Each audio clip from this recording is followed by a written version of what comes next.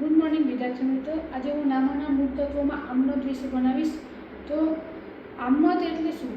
તો ધંધો, રોજગાર અને રોજબરોજ થતા વ્યવહારો જે ઉદ્યોગોમાં થાય, ધંધામાં થાય, વેપારીઓ કરે, એમ એ જે વ્યવહારો કરે છે તેને એક ચોપડી નોંધવામાં આવે છે અને એ ચોપડો જે કોઈ હિસાબો રહી ના જાય, ભૂલી જાય ના જાય, પણ તેને એક ચોપડામાં નોંધવામાં આવે છે। બેવડી અસરના કારણે નામાના મૂળ તત્વોમાં હિસાબી ધોરણના નીતિ નિયમો પ્રમાણે કઈ વ્યક્તિ કયું ખાતું ઉધાર કરવું ને કયું ખાતું જમા કરવું, તેની કેટલી રકમ લખવી, તે વ્યવહારો એક સમય માટે જે ચોપડામાં નોંધવામાં આવે છે તેને આમનોંધનો ચોપડો કહેવામાં આવે છે। આમ ધંધામાં જે ઉધાર અને જમાના નિયમો પ્રમાણે ઉધાર બાકી અને જમા બાકીના જે વ્યવહારો એક ચોપડામાં નોંધવામાં આવે છે તેને આમનોંધ કહે છે। આમનોંધ એ દ્વિનામા પદ્ધતિનો એક એવો ચોપડો છે જેમાં વ્યવહાર નોંધવામાં આવે છે અને તેની રકમ કેટલી અને કઈ એ નક્કી કરી તેને એક ચોપડામાં નોંધવામાં આવે છે। આમનોંધને મૂળભૂત ચોપડો અને પાયાનો ચોપડો કહેવાય છે। તો જે વ્યવહારોની અસર, આપણે કોઈ વસ્તુ ખરીદી કરી અને વેચાણ કર્યું, કમિશન મેળવ્યું, કમિશન આપ્યું, જે વ્યવહારો થયા હોય તેની બે અસર થાય છે। એક જે પહેલાં જે ચોપડામાં નોંધવામાં આવે છે તેને આમનોંધનો ચોપડો કહે અને એ આમનોંધના ચોપડામાં જે વ્યવહારોની પહેલી અસર અને બીજી અસર જે તે ખાતામાં નોંધવામાં આવે છે। તો આજે આમનોંધના આપણે થોડા દાખલા જોઈશું।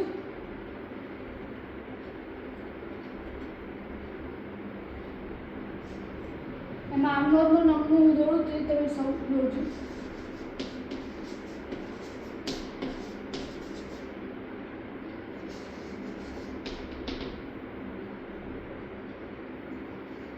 તો એમાં છે પહેલા આવે છે તારીખ,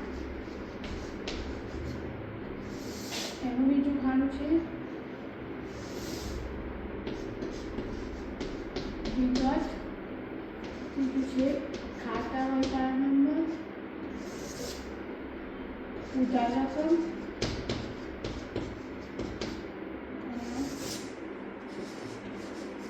જમા,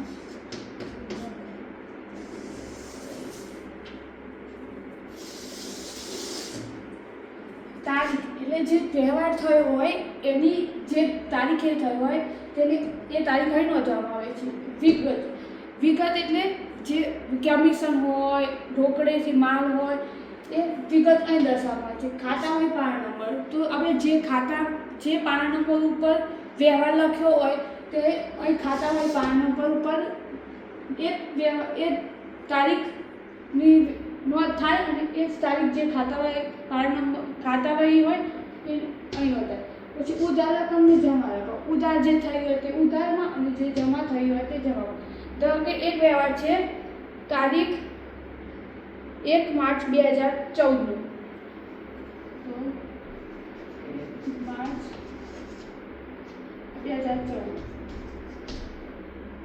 તો પહેલો છે ₹5000નો માલ રોકડેથી ખરીદ્યો। અમે તો જે વ્યવહાર થાય એની આમનોંધમાં પહેલું જ નિયમ છે, આવે તો ઉધાર ને જાય તો જમા।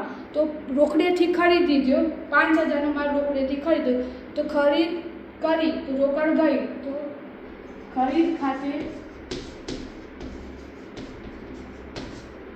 ઉધાર તે રોકડ ખાતે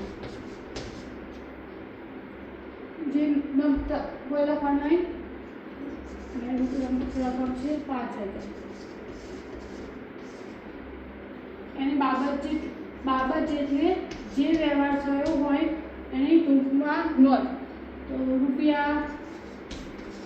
₹5000નો માલ રોકડેથી ખરીદ્યો તેના આ એક વ્યવહાર પૂરો।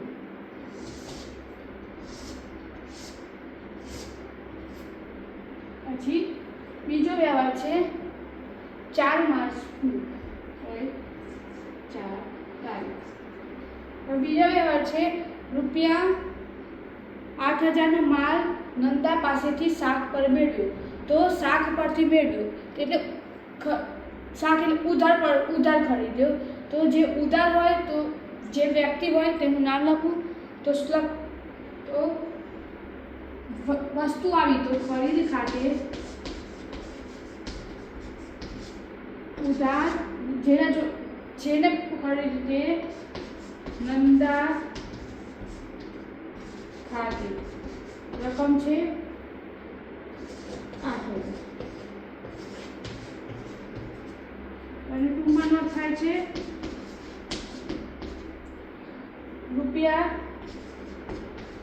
₹8,000નો માલ નંદા પાસેથી શાક પર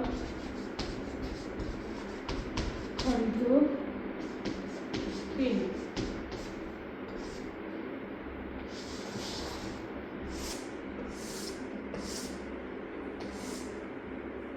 હવે ત્રીજું છે ₹7 માર્ચનો ₹4,000નો માલ જીજ્ઞાને વેચ્યો. 7 તારીખનો જીજ્ઞાને વેચ્યો. તો માલ ગયો અને કોને વેચ્યો તો જીજ્ઞા. તો જીજ્ઞા ખાતે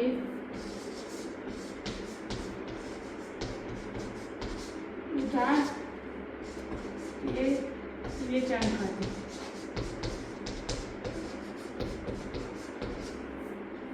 રકમ છે 4,000.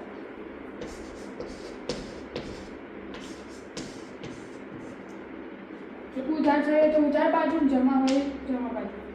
તો બાબત છે ₹4,000નો માલ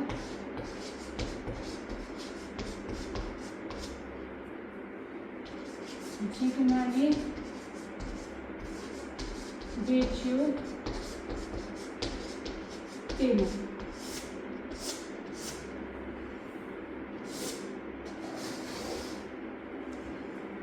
તો આ છે આ તમે 3 વ્યવહાર કર્યું. એવા બીજા વ્યવહારોની નોંધ એ જ રીતે થાય.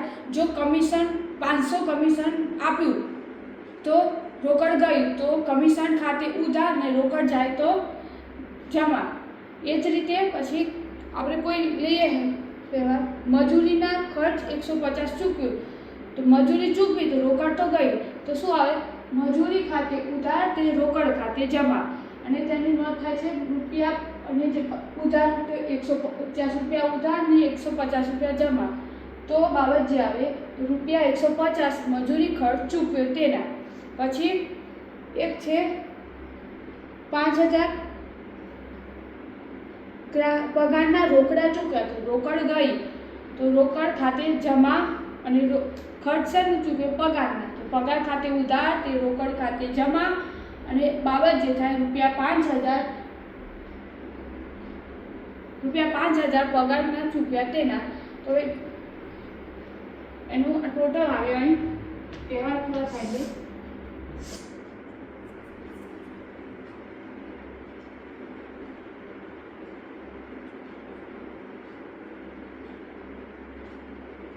એની ટોટલની રકમ અહીં લખવાની. ઉધાર થઈ હોય કે ઉધાર જમા હોય તે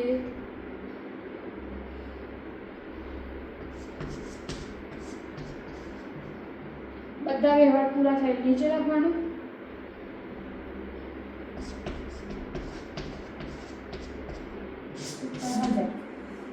તો આ છે વ્યવહારો.